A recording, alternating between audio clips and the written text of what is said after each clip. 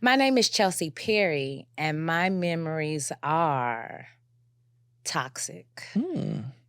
Toxic future. Real Britney Spears vibes.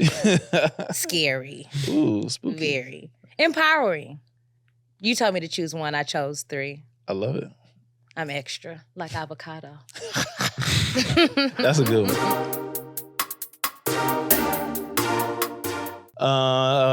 We both got blue on. This is a lot of blue. C's up, B's down. Yeah, let's start the episode. Sam said it. C's up, B's down. No, we're Yeah. What's your gangster name? Samuelita? we're for real deal starting this episode right now. We have to. That's funny. It's bits. You want bits, Sam? Well, you know what? You just got yourself Oh my gosh. a little baby bit. I'm so demoralized in this moment. My name is Sam Salem. I'm one of the co-hosts. And to my right, the camera's left, is a man wearing the Air Max 95. And I bring up 1995 because he's better than any athlete in their peak in 1995. That's right. Michael Jordan ain't nothing compared to my man, Deacon Dan Dan, a.k.a. Lil Dan Dan, a.k.a. Midwest Boy #1, a.k.a. Gargantuan Bro, a.k.a. follow Sellers on Instagram. Hit a like, follow, subscribe. Please Danny Sellers.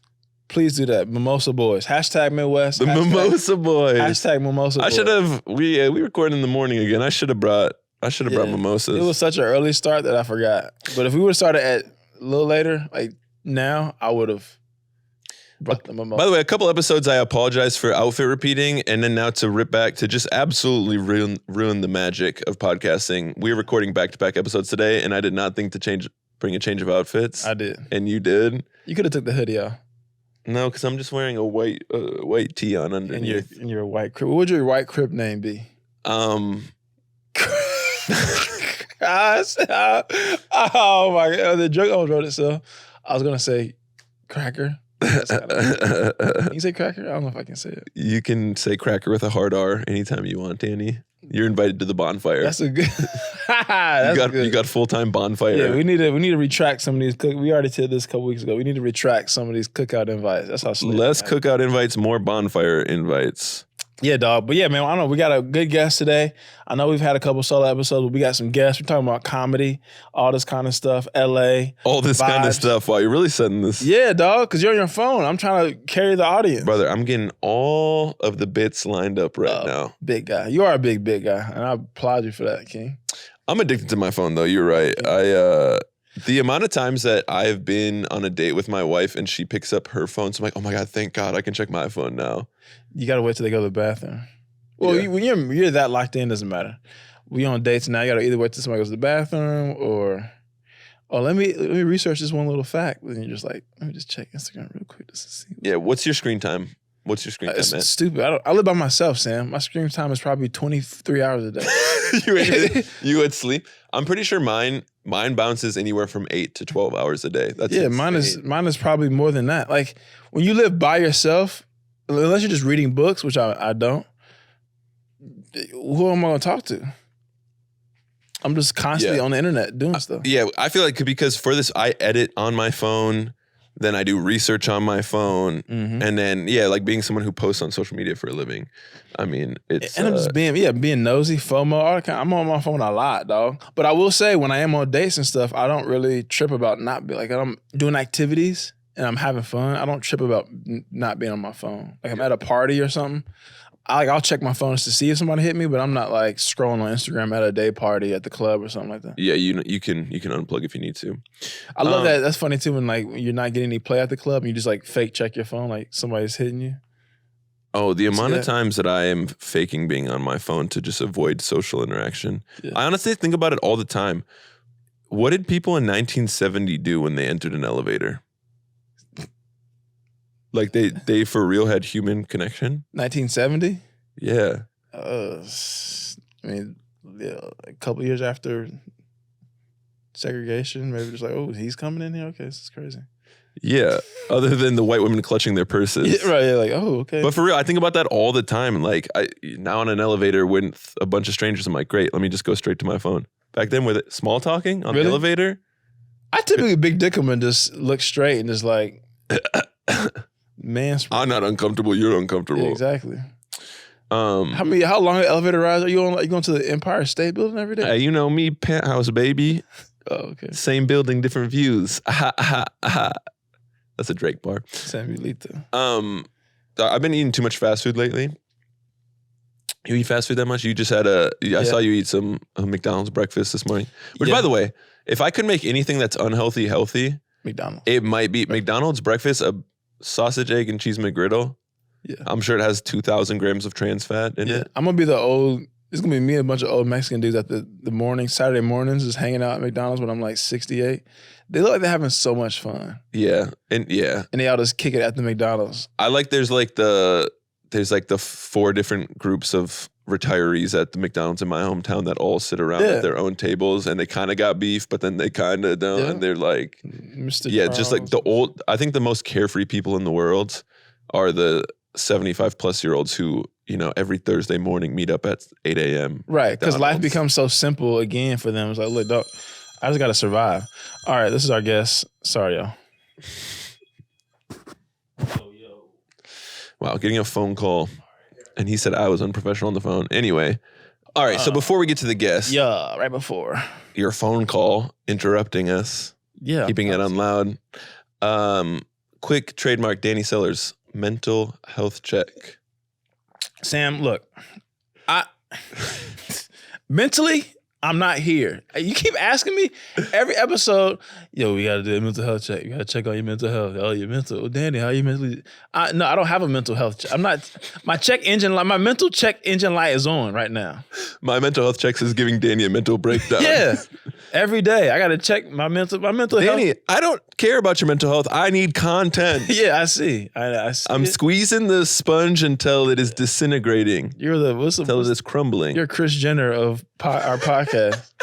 Make me do mental health nudes. I'm leaking secrets to Danny to TMZ, and I'm like, that's crazy. How'd they find that out?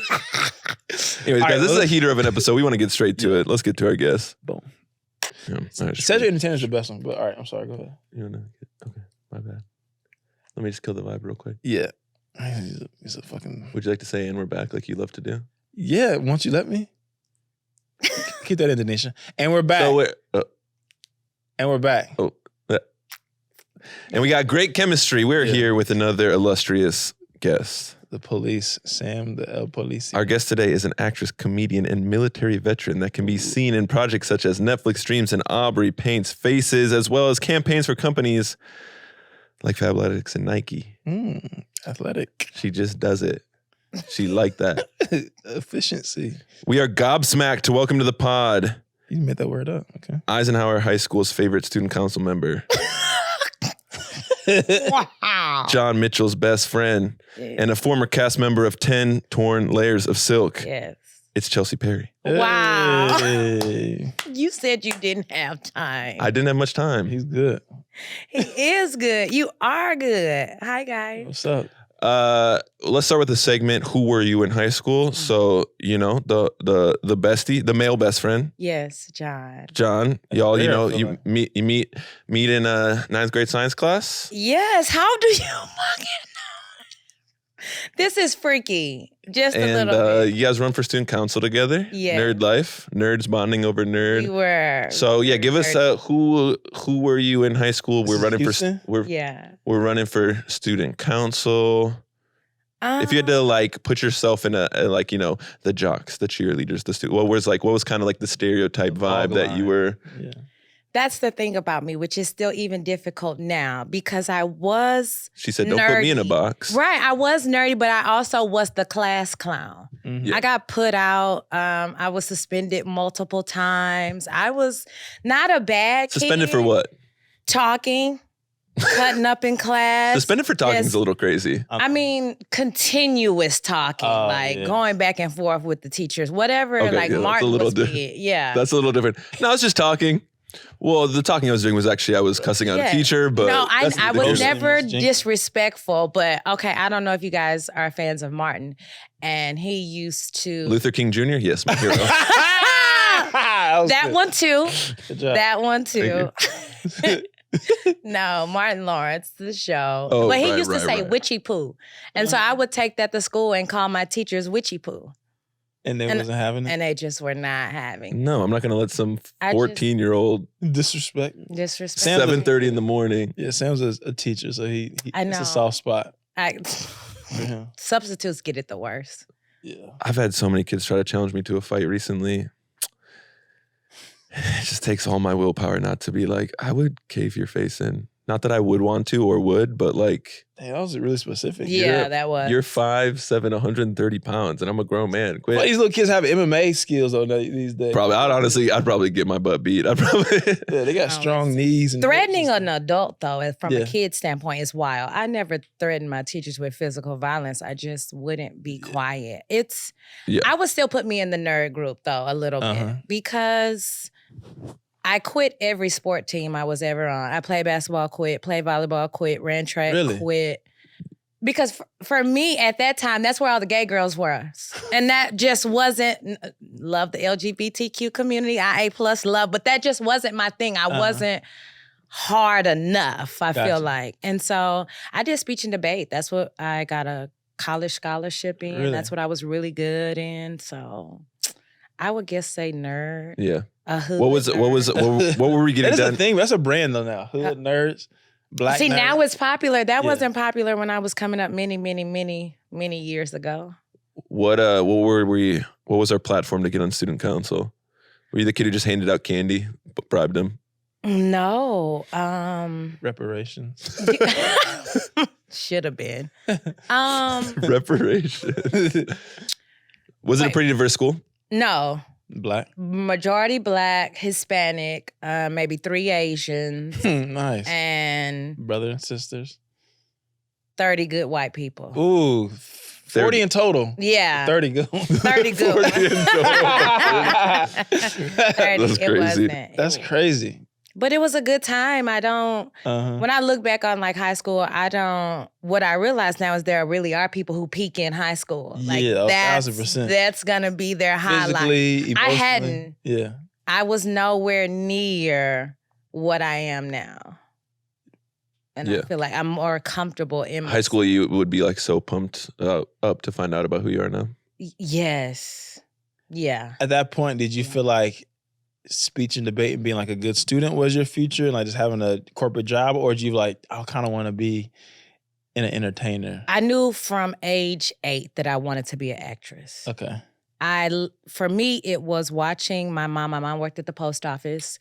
She hated it. She would come in and on her days off, she watched 2 shows, which was David Letterman and In Living Color. Wow. And watching that effect on her, I was like, I want to do that. I want to have that effect on people, that even if their job is shitty, even if their day is shitty, when they watch this, it makes them happy. And I didn't know that was comedy then, but I wanted to do that. So I did theater. I knew that's what I wanted to do with my life. The only reason I considered maybe journalism, which is also what I went to school for, is because your parents tell you need something more to fall back on. Right. You need a reliable plan, but I knew I wanted to be an actress. I wonder what this generation's kids, you have a kid too, what that show is for them now. Is it like podcasts? You know, like the Letterman or the All That's or whatever that we had going up. That was like, I want to do that. That's cool, right? Because that is interesting. Because I have like we like growing up, we're in a big TV house, but I do remember like late at night, like falling asleep on my mom's bedroom floor, and she would have Letterman on, and that was like, like that was. He's the GOAT for me. Yeah, it's that level of sarcasm with smart. Yeah, that's a perfect balance for me. Yeah, but you're right. That is interesting for. It's the Joe Rogan podcast. No, God, no. I think for my son, he likes Blackish, but he doesn't want to do anything in TV. He wants to be a chef or a scientist. So. That's cool though. A chef's cool. I feel like that. He wants to open up his own lab, right? He did want to open up his own lab at one time. And then I feel like I'm a very realist kind of mom. And I ruined it for him with my conspiracy theories. I told him, he was like, I'm going to cure cancer. I was like, there's already a cure. And they're making billions off keeping people sick. And then I realized later, I was like, why didn't you just let him have the dream? But I'm just like, I'm not sending you out there in the world not prepared. But yeah, that was really, listen, I don't know what I'm doing. That's hilarious. I'm gonna be an astronaut. We never went to the moon. Put your 10-foot hat actually, son. Conspiracy theory parent is hilarious. It's the worst. That's really funny. But I think to the point now with your son, because you are a comedian actress, gets to see it. But it is crazy being in the classroom and hearing kids talk about like dream jobs, and there'll be kids who like, because of social media, there's just you're so much more aware. Like same thing. I knew I would watch David Letterman as a kid and laugh. Or I remember when Dane Cook was like huge. Yeah, he was like a top 5 trending on Billboard, not comedy albums, like songs. Like he was that big. And so I remember a kid on the bus was like, here, listen to this. And I didn't even understand what stand-up is. I was just like, this is insane. This guy's just saying funny things. But I didn't get like, oh yeah, if you want to do that, you can pursue that.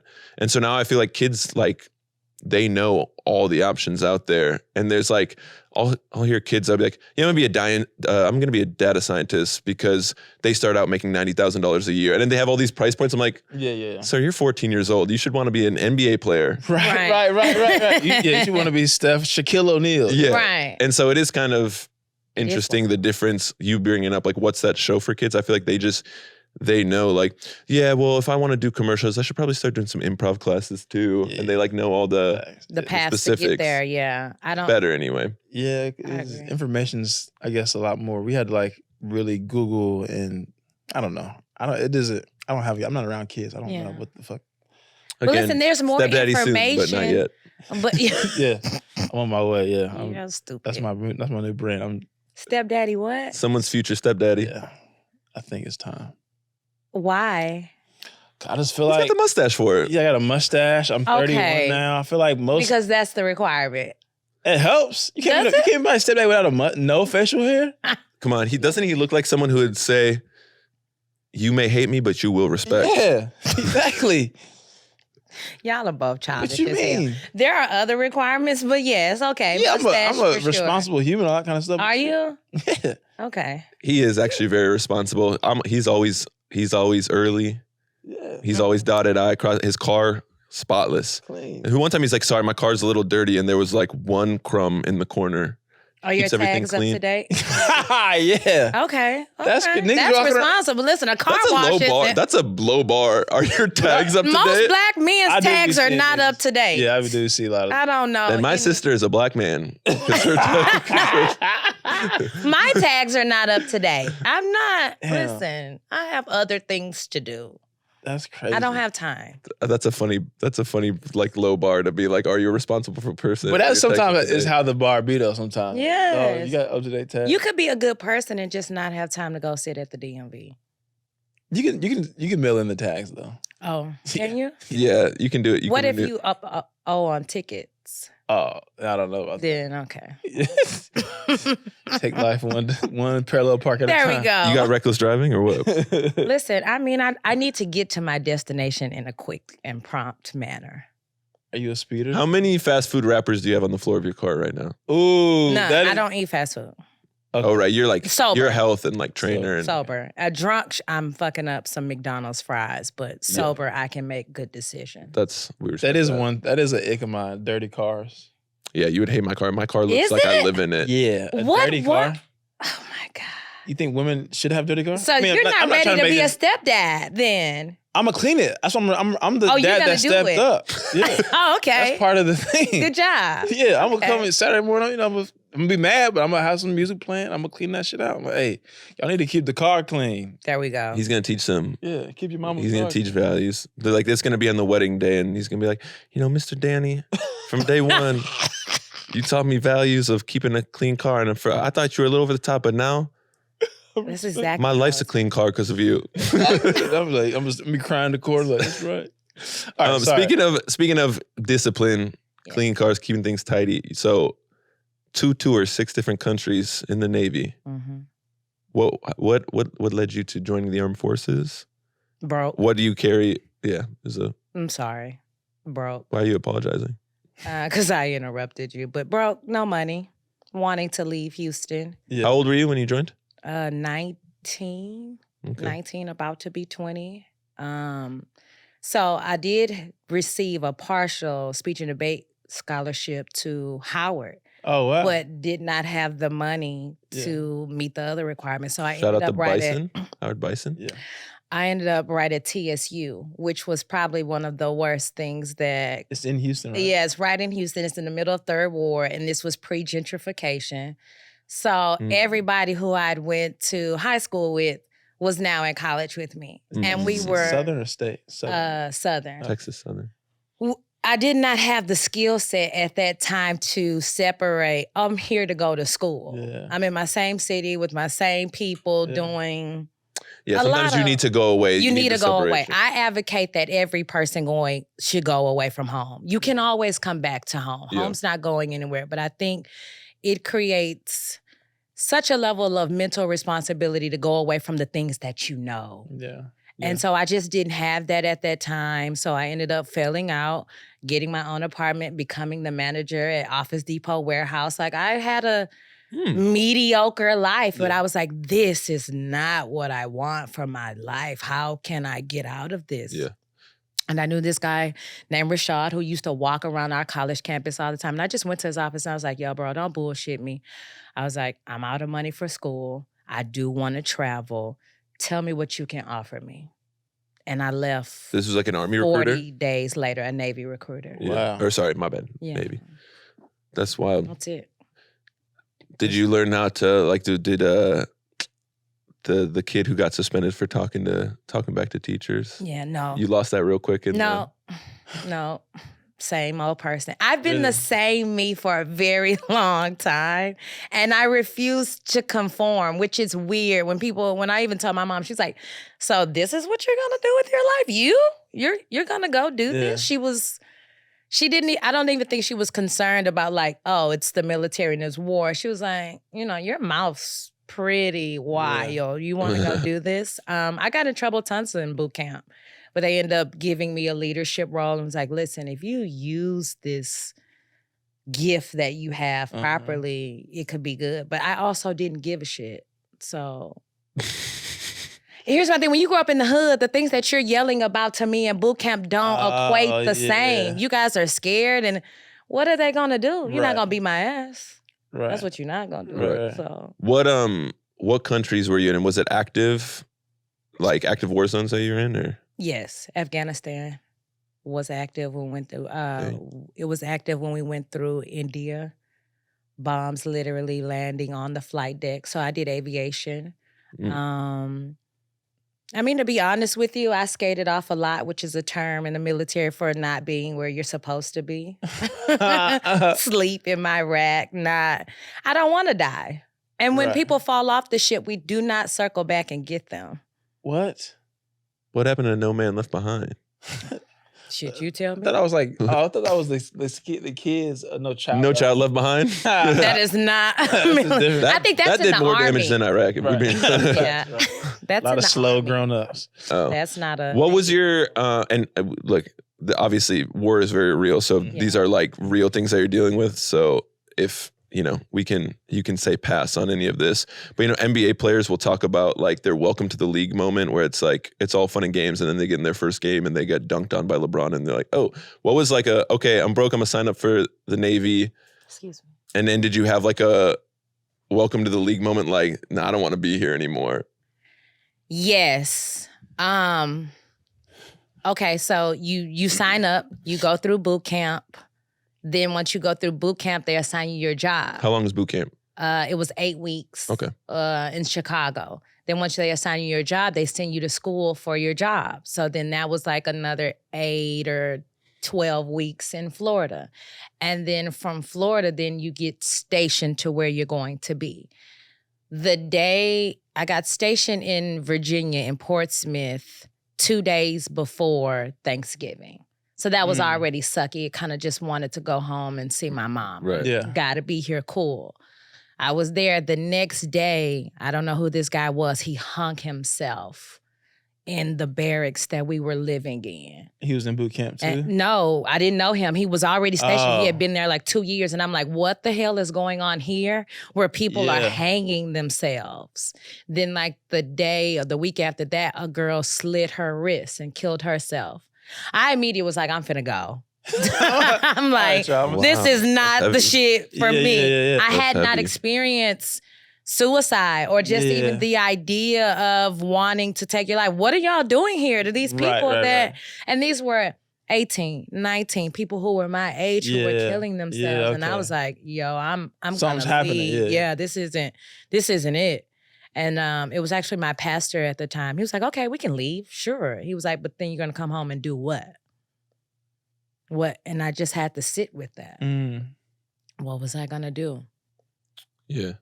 So that's a lot of life out here in LA. I was like, what else am I going to do? You know, it should be weird and tough. I don't mean to bring the mood down. No. Do you say you don't mean to bring the mood down? Well, we're talking about heavy Suicide, mental health issues. All this. Well, no, but I mean, I guess that's gotta.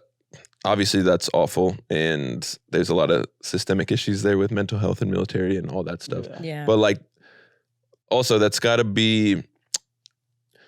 I think, you know, every human has like that fight or flight instinct, but like, you know, because a lot of us are living pretty privileged lives in terms of like the fight or flight doesn't actually kick in for fight or flight things. It's kicking in when you're like anxious on stage or whatever.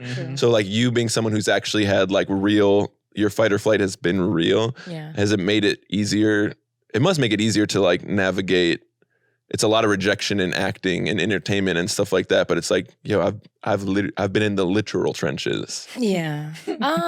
Yes and no, because again, it's like with the military, I was doing it as a means to get out of my situation versus doing what I love. That's different. Yeah. I love acting. I love performing. So when you get that rejection, it hits different. Yeah. It's not like, okay, we get in trouble or we get deployed. Okay.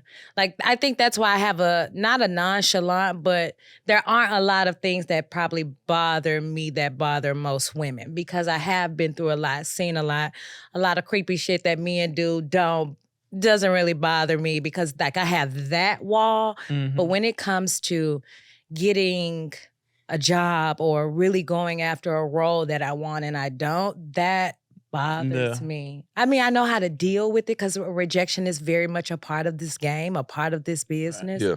But it still sucks. But you care. I care. It's different when I care. Right. That makes sense. It's like when you're a kid and it's like, I'm gonna start playing for real now. Yeah. You know, when you still lose, you like the second game, you still getting your ass beat. It's like, now I'm pissed off. Yeah. That's hilarious.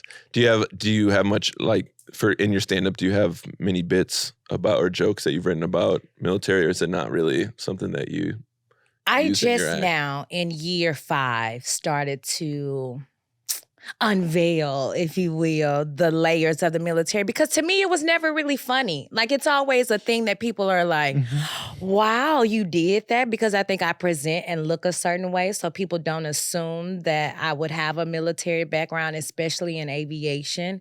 And I'm like, well, where are the jokes there? Where's the funny there? Right. But here lately, I have been just exploring the worlds of like why white people join and why black people join. White people join out of legacy. Their father's father was a captain. Yeah, and Purple Heart.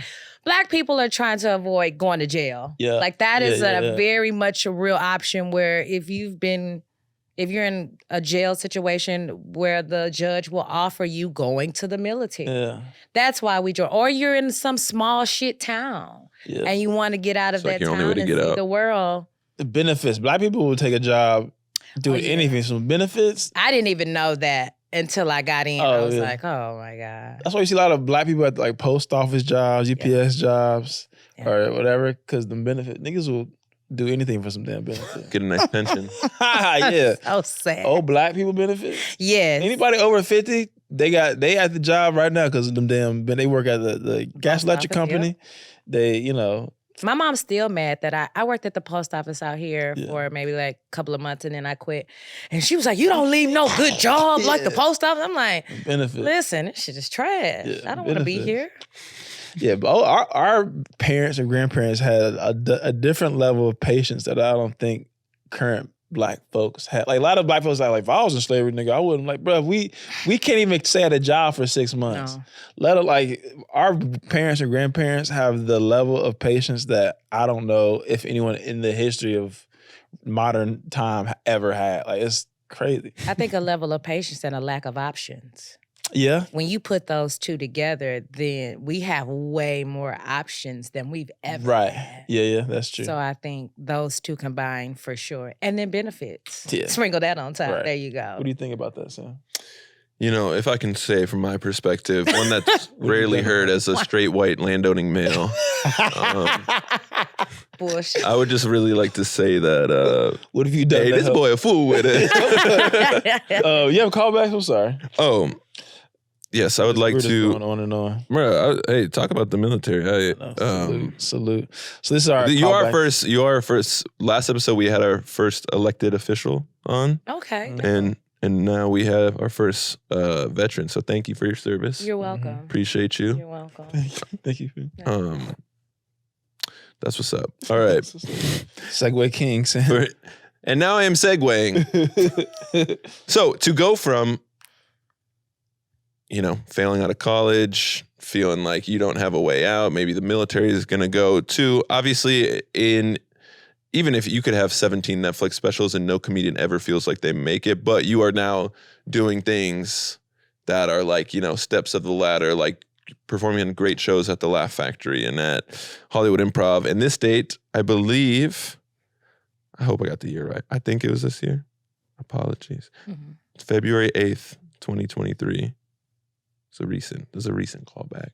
This is Netflix is a Joke Radio at the Dynasty Typewriter. One, pretty iconic venue, Dynasty Typewriter, great. Beautiful. And like a brand as big as Netflix is a Joke Radio. Again, by no means are you ever like arriving, but was that like a benchmark night for you to be associated with like a brand as strong as? Yes, it was. I would be lying if I said it wasn't, because I think, I don't want to say imposter syndrome, but it is very bold to go after what you desire. Yeah. And if you don't believe in yourself, then it makes it even more difficult. And I go back and forth with, I know that I'm talented, but I'm like, so you just really gonna go out here and do this? You just full on. And then when something happens that kind of confirms that you are talented and this can be your life and you can accomplish it, that's what it says to me.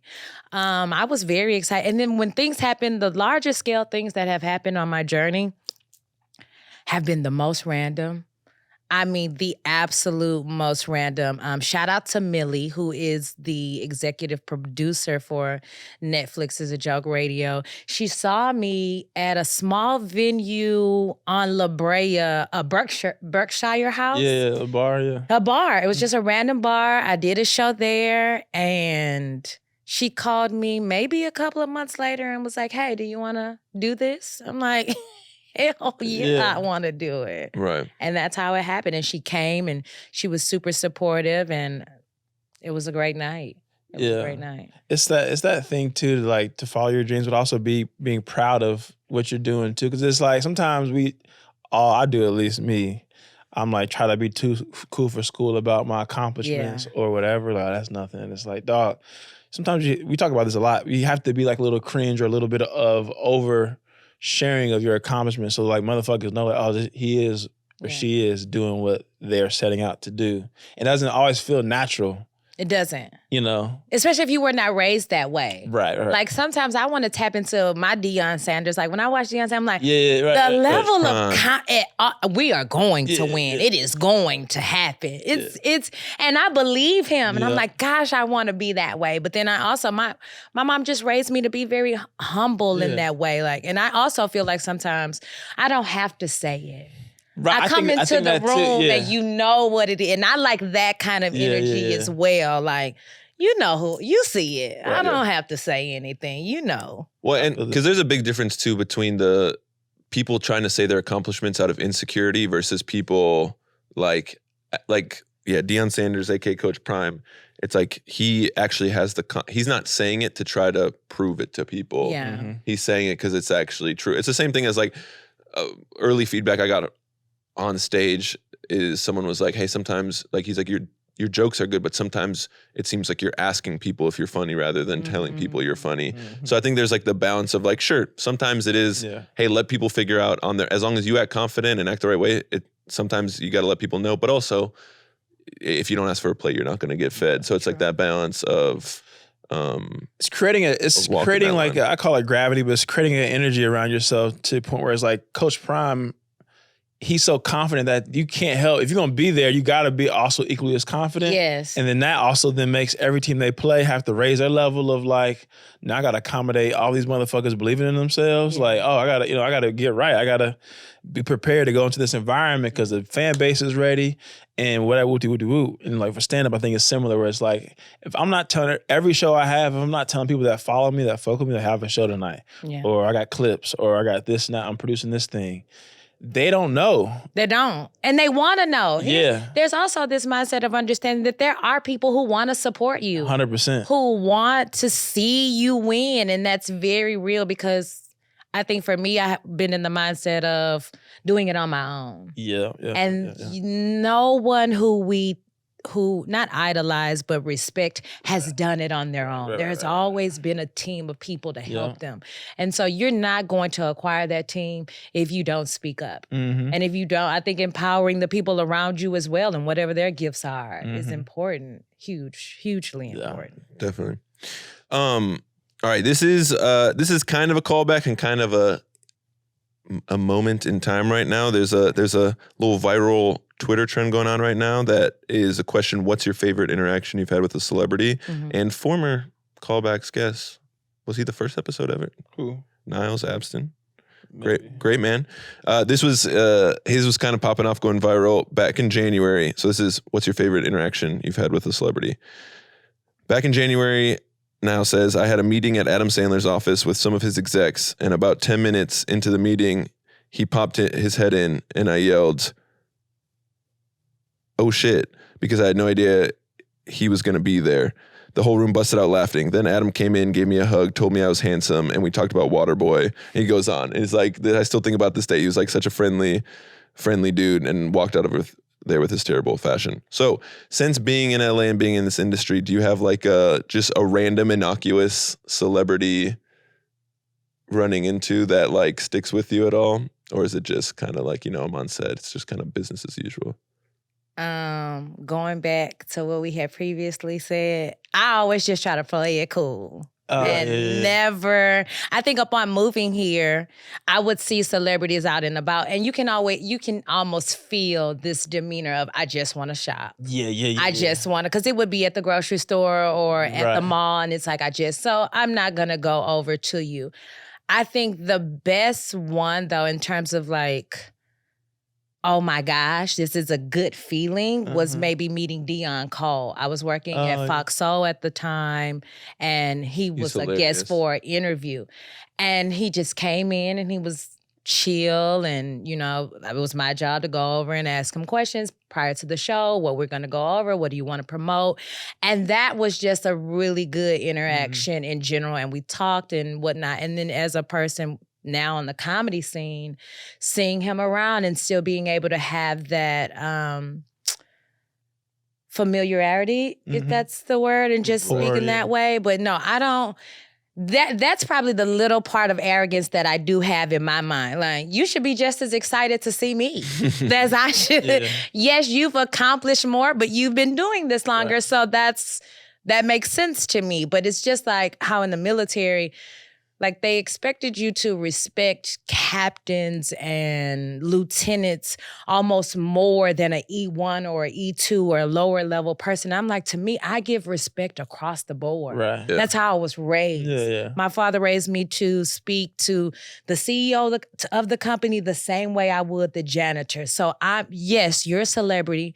I'm not diminishing your accomplishments because it's a tough business, but to just freak out, it would the only person I could ever see myself just freaking out, and it still wouldn't probably be a freak out, but just unnecessarily smiling would be Beyonce. Oh. You just pull out a MAGA hat out of nowhere. No. Yeah, Beyonce would be crazy. Houston's finest. That's it. It would just be her. Houston too, yeah. I remember I work here, and I was working with here being the podcast studio. We're at WTF Studios. Thank you so much, WTF Media. We love you. Yes. Thank you.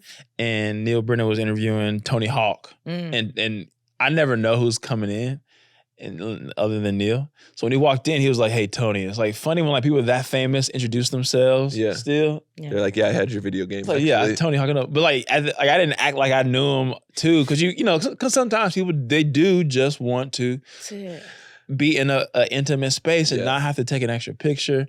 I also one another time I was at IKEA in Burbank, and remember Tyson Chandler, the NBA player? Yeah, tall NBA player. He's from LA. 6'10". Okay. Anyway, he's a 7 foot tall motherfucker. So he's obviously you know who he is. And I remember in IKEA with like, a $4 rug and, whatever, cups and shit. And I lock eyes with him. And this is one of those things where it's like, dog, I'm just trying to get a couch from my fourth room probably. Like, Yeah. You just give him a little head nod and keep walking. Right. It's just funny. Dude, I had on Valentine's Day, Matt Barnes, former Laker and Clippers NBA player, his girl wanted to take pictures and he didn't. And she was like, yeah, can you please take a photo of us? And so I'm like taking the picture for him. I'm like, is this good? And he just goes, yep, and snatched the phone out of my hand. It was like, not like in a rude way, but it was people are starting to crowd around. And she wanted to get a good picture. He's like, look, the longer we wait, I'm going to get mobbed. But I can't remember if I said this on the pod. I recently was at the Laugh Factory and my friend was introducing me to Craig Robinson. Mm-hmm. I mean, he's known for a lot of things, but Daryl from The Office and very talented guy. And I think he used to be a teacher or something like that. I think. Or something. He must have been because my friend was like. He's a Chicago guy too, I think. My friend was like, oh, this is Sam. He used to be a teacher. And Daryl's like, oh, Daryl. Craig was like, okay. He's like, yeah, he's a really funny guy. And Craig just looks at me and goes, you don't look that funny. And then just walked away. And I was like, that's iconic, honestly. Yeah, you have to be. That's just a great. Because he had to get to his set. He's not about to like. Get that famous. Your job is also how to get out of conversations. Give me a funny bit. You know what I'm saying? Yeah. Because you're always having to because people always want your attention. Your job, other than being on fucking stage and doing your thing, is like, how do I get out of this conversation? I'm terrible with that. I'm bad too. I don't know how to get out of conversations. Ending conversations? Yeah. I don't. I put it on them. Yeah. I always put it on them. I'm like, oh, well, I'm sorry. I know you're busy and got stuff to do, so I'll let you get out of here. And then I just walk away. And then they feel walk like 10 feet away. Walk 10 feet and scroll on my phone. I'm still in eyesight. No, I'm sure you're really busy. I'm so sorry for keeping you. You just walk 8 feet away. And then they just hear me scrolling through TikToks. Fake laughing. Fake laugh. Yeah. All right. The last thing, we got a couple more minutes before we got to get out of here. Okay. This is such a, because we brought up Twitter. That's why I brought up I do a little social media lurking. Mm-hmm. And this is my favorite thing in the world to bring up. Social media just used to be a different place. Yes. It just used to. I know. It was just so. Now everything is you got to be ironic or you got to be like clickbaity. It's bits. On 420. On 420. Oh my God. Which I just realized on 420 2012. We used to go by a middle name. Yes. We used to. I still do. Jordan Perry. Yes. We got a lot of different names. We CJ when we did the Cat vs. Dog podcast. Yeah. We got Chelcye Perry. We got Jordan Perry. Anyway, Jordan Perry tweeted, just ate New York strip steak, baked potatoes, and steamed veggies. #full as hell. It's just a Twitter literally just used to be, update. This is what I was doing. Yeah. That's it. That's iconic. I would like to, were you on MySpace back in the day? Yeah. And were you team putting your best friend as your top 8 or team put your boyfriend at the time or girlfriend at the time, top 8? I've never been one for public. I've been pimping for a long time. Ooh, since pimping. Real G's move in silence. Since pimping. Silence.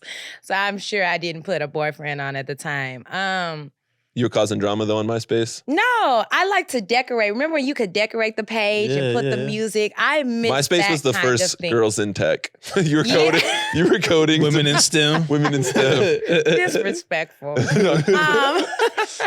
But yeah, I like that kind of thing on MySpace. I think because even when Facebook came around, I was late to Facebook. Yeah. I didn't want to have a page. I didn't want to let people in that way. It's because I saw so many people like sitting on it. And then I think after I had my son and I was living in San Diego, I was like, oh, family wants to see the baby. That was the only reason I got a Facebook page. But I was all over MySpace. That was like year maybe 2 of me being in the Navy, living in Virginia, not having shit else to do. Yeah. I liked MySpace. It was just a simple, like it was literally, I'm just going to tweet out literally what I ate. And then hashtag full as hell. Full as hell. Listen, I love to eat. I'm one of those girls. Let's eat. I don't pick over food and shit like that. I'm not a big steak eater anymore, but yeah.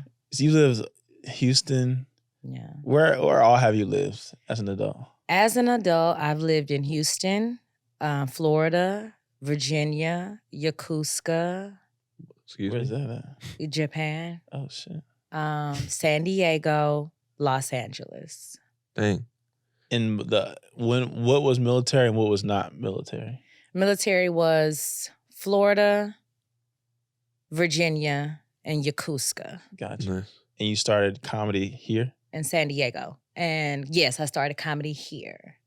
That's amazing. Here or in San Diego? No, in Los Angeles. Gotcha. Here. Sam started in LA too. What was it like 5 years ago, you said? Mm-hmm. What was that like pre-pandemic? Pre-pandemic, it was for me, I think everybody has their own unique story. That's the one thing about comedy when I'm talking with my friends. It's like, oh, I could never get caught up in comparing myself to another comedian at all because the journey is so unique and different for every single person. I don't know 2 comedians who have the same story. But I think I always knew I was funny, but never confident at all and still struggle with how to write and be confident. Sitting amongst friends and telling jokes and that kind of, that does not always translate to being on stage and being funny. That's completely different. Exactly. Attention. So I have had a girlfriend. Her name is Ambria Allen. Shout out to her. We would just talk in the gym and she was like, Chelcye, you're hilarious. And she was like, you should really, and I, not knowing what her background was, mind you, this girl is written for everybody, been on The Daily Show. She's incredible. And she was like, you should do this. And I was like, no. She had to tell me 2 or 3 times. And then finally, out of finally being willing to be vulnerable, I was like, I want to do it, but I don't know how to write. I don't know where to start. Yeah. And she introduced me to David. Oh, David Arnold. Arnold. And that was, he poured into me in such a way that really changed the game. And then I took his class and that was the start. He lit the fire. Where's his class out of? Haha. Okay. He used to do it at the Haha. I feel like I've heard a couple people. It was like that was a thing, right? Like it was a thing. Class. Tony Baker took it. A ton of people who are wildly successful now have taken David's class. Wow. I started off with a class in Chicago. Yeah. I think having a mentor, there are tons of other comedians that he brought in who would shit on him and say, like, you can't teach nobody how to be funny. They just need to figure out. And it's like, he would say that too. No, I can't make you funny, but there are some structural rules and things that I can teach you to help you. Also just creating a safe space. I think that's like, for me, that was like, I was too scared to start. So like the creating of the safe spaces.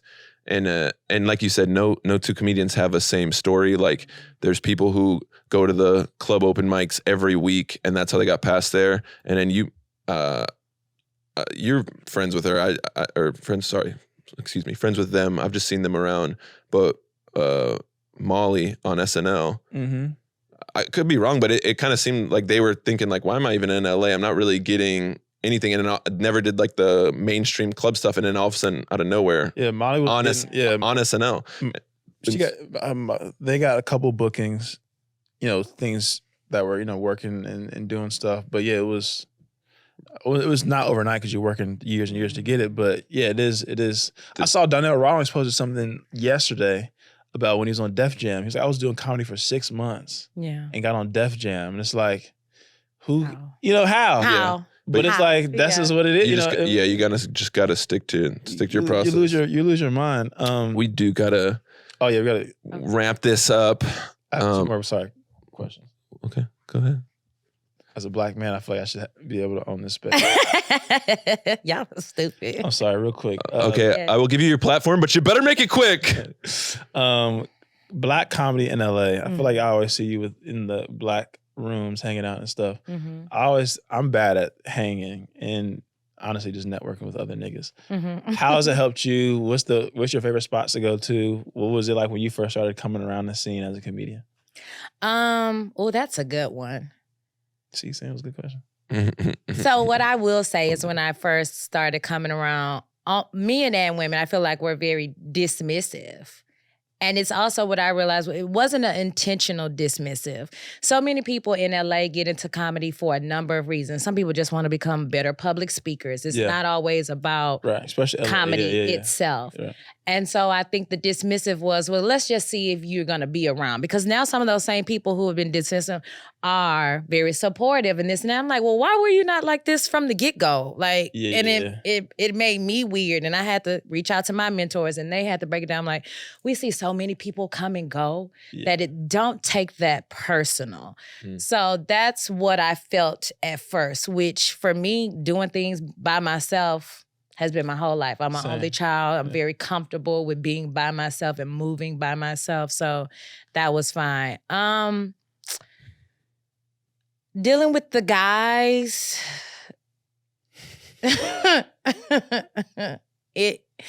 it gets old, but it doesn't get old. It gets annoying after a while because I really am here for the comedy. Yeah. And even though, yes, men are men. I never knock a man for seeing an attractive woman and wanting to go after her. No, you're a human man. I'm not. But if I've said I'm good, let that go. Especially Danny, let it go. Forward. You know me. Let's let it go. Yeah, But I feel like, you feel like I'm just on the black scene? No, I don't think that. I just think there's people that I see. No, I'm just with the niggas. Someone getting cooked for race. That's not me. Yeah, you know me. I'll welcome this anytime. Yeah, Danny. Very. Either. No, just say what you said earlier, that she can only be funny for black people. Yeah, that's what he said. Funny. Sam, he was just like, I see you with the niggas. No, say what you said off mic. Over here. No, I'm never at like Chocolate Sundays or Monday Rays or whatever. I don't fraternize places I'm not getting up at, but that's not. I'm not like bragging about it. It's just a thing. A fact, no.